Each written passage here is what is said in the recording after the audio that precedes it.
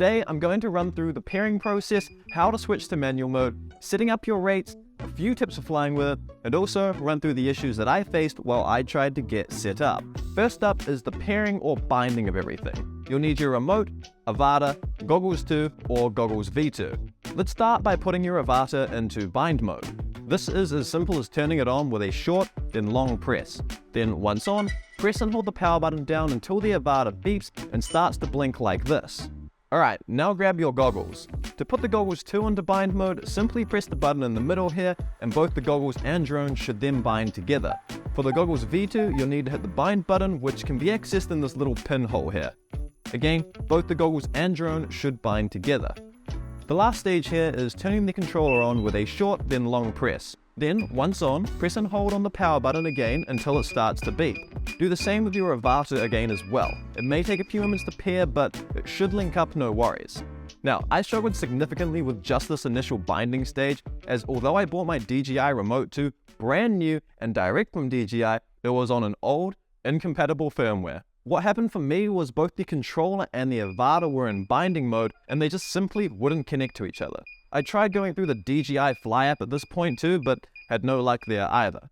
So to solve this, I had to download the DJI Assistant FPV series onto my M1 MacBook. I also had to mention the fact that it's an M1 MacBook, as they have some issues talking to DJI devices for some reason, so try multiple cables with different adapters, and I promise you something will eventually work. It's just a matter of trial and error.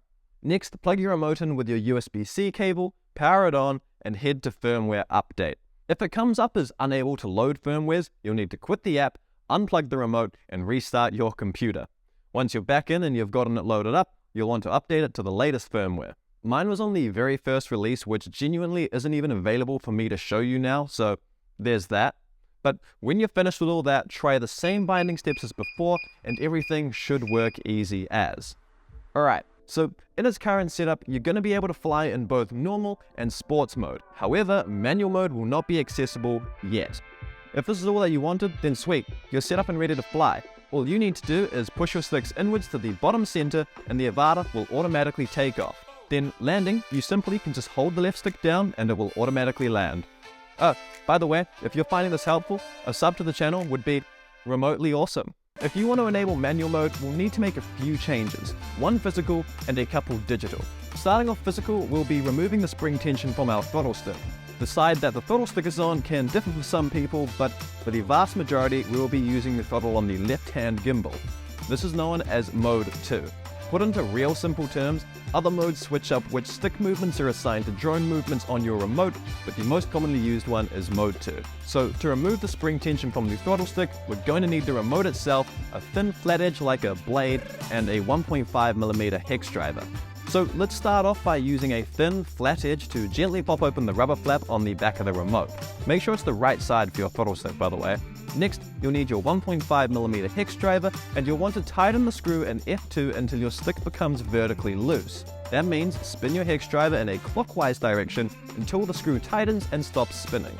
Once you've got a loose vertical movement with your stick, go to the F1 screw on the back of your remote and start to tighten this. Again, this is a clockwise direction, and you want to keep doing this until it creates a bit of resistance on the stick. You don't want to tighten this one too much, however, just enough to introduce a bit of resistance.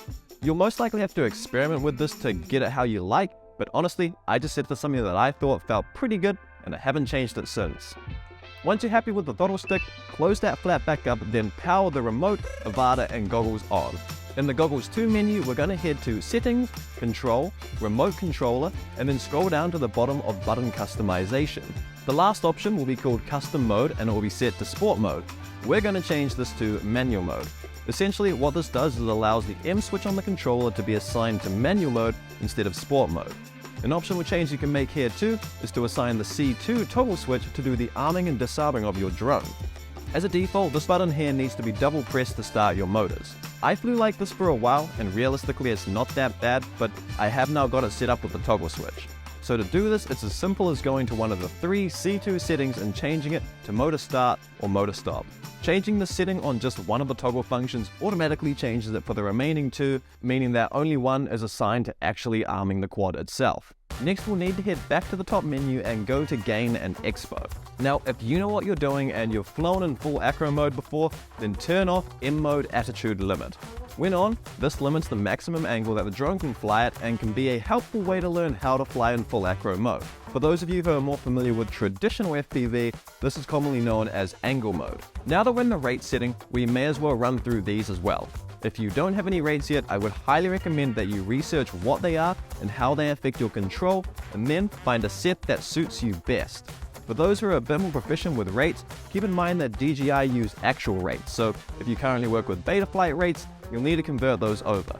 I currently run Evan Turner's 533 rates across all of my drones, and I find that they work best for me right now. So if you just want a good set of rates, then feel free to copy these. It may just take a bit of getting used to and learning. Okay, so now for the fun part, actually flying in manual. I'm not running through how to fly the Avata in this video. Instead, I am simply here to give you a few tips to help you utilize the remote as much as possible. A really simple way to take off and land with ease is to be in normal mode. That's really as easy as flicking the switch to N, holding the sticks into the bottom center, and waiting for the Avata to take off.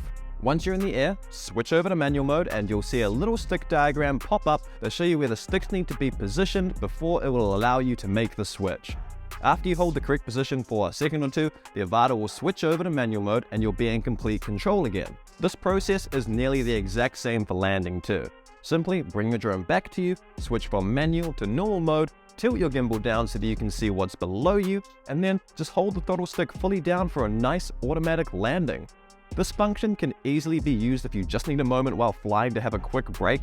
Simply switch to normal mode, make sure the left stick is centered, and you're good to have a moment. Another tip too, if you happen to crash and lose your quad, you can activate the beeper by pressing the C1 button once to turn it on, and then once to turn it off when you find it. If you crash upside down in short grass or a solid surface, you can actually flip the Avata back over and get back to flying by pressing the C1 button twice in a row.